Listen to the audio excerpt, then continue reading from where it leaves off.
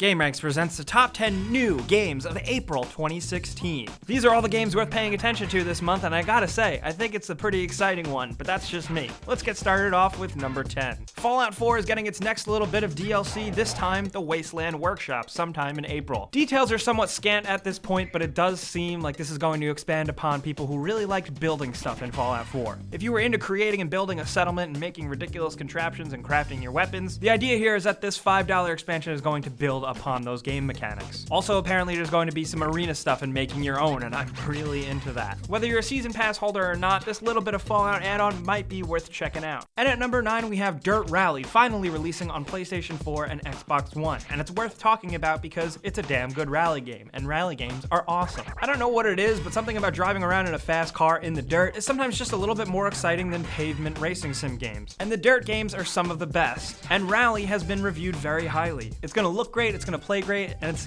huge, with 6 different types of rallies over 70 stages. There's a lot of racing here, and if you've played it on PC already, you can definitely attest to that. And at number 8, we have Alienation. This is releasing as of right now exclusively for PlayStation 4, and it's from the makers of other Sony-centric games like Dead Nation, Resogun, and Super Stardust. If you played any one of those, you know what you're in for with Alienation, but I gotta say, judging from the gameplay trailers, this one looks pretty exciting. It's an isometric shooter with basically space marines versus aliens, and it looks pretty badass and intense. The bullets are flying, there's lots of particle effects, it looks like it gets very chaotic and challenging, and the player character designs look like Warhammer Space Marines, and I'm really into that. Details are kind of slight on this one too, I guess because it is a smaller downloadable game, but that doesn't make it any less worth mentioning. And at number 7, we have Ratchet Clank releasing this month. Finally, the remaking of the original classic game. And I know I've been kind of repeating myself, but I gotta say I'm really excited for this one too. As a Ratchet Clank fan, I'm really happy to be jumping back into that very unique sci-fi cartoony world again. It's just a good time for Ratchet & Clank. We're getting this, we're getting a movie, and it's just so good to have those characters back. Not to mention, the game is really fun to play, based around weapons, platforming, and upgrading those weapons. The Ratchet & Clank series has always just been a good combination of gameplay, and it definitely deserves a spot on this list. And at number 6, speaking of creatures in space with furry ears, let's talk about Star Fox Zero. Star Fox Zero, after many delays, is finally releasing, and it's another reason to dust off that old Wii U. This looks like very good, solid, and classic Star Fox gameplay. Not only are you flying around blasting other ships, but you can go down to the ground and transform into a mech for some pretty seamless gameplay sequences. There is like an extremely easy mode to turn on for kid players to play through the game without ever facing any challenge, and it's caused some controversy, but of course it is a feature that can be completely ignored. Other than that, it just looks like simple, good, clean Nintendo fun. And you know what? The Wii U needs more of that. It's maybe not really getting much more of that, but at least we have this.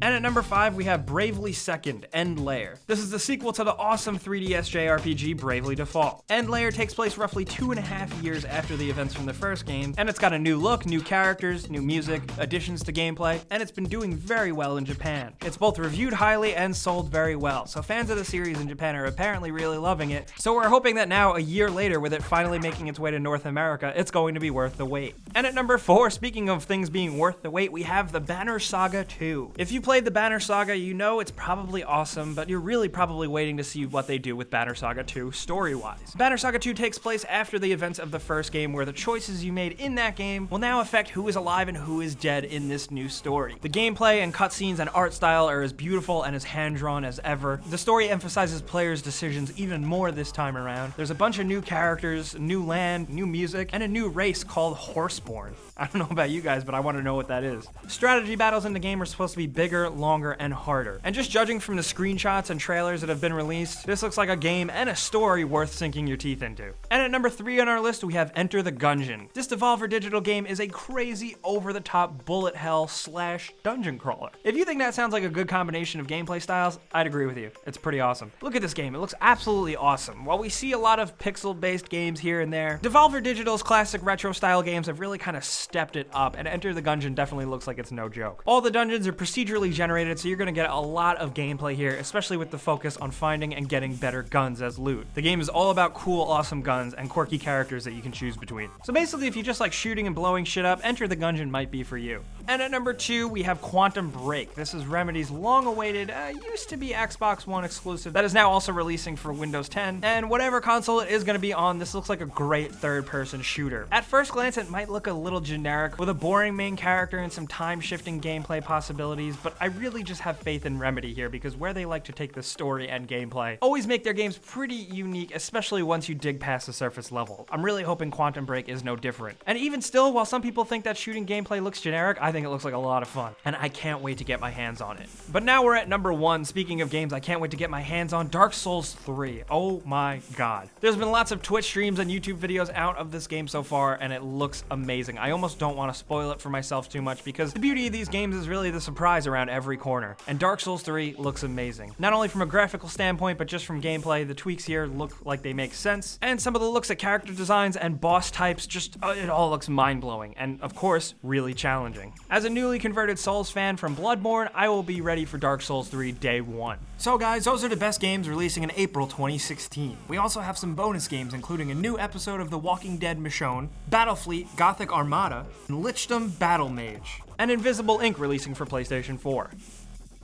Guys, these are the games we genuinely think are worth taking a look at in April 2016, and we want to know what games you're looking forward to playing the most. Let's talk about it in the comments. Are you ready for Quantum Break? Are you a diehard Star Fox fan? Are you looking for a reason to jump back into Fallout 4? Let's talk about any of these games down in the comments. But you guys know the deal. If you like this video and maybe learned about a game releasing this month, clicking the like button really helps us out, and we really appreciate it. If this is your first time here and you're new, subscribing is a good idea because we put out videos like this every single day. But as always, thanks for watching, and we'll see you guys next time.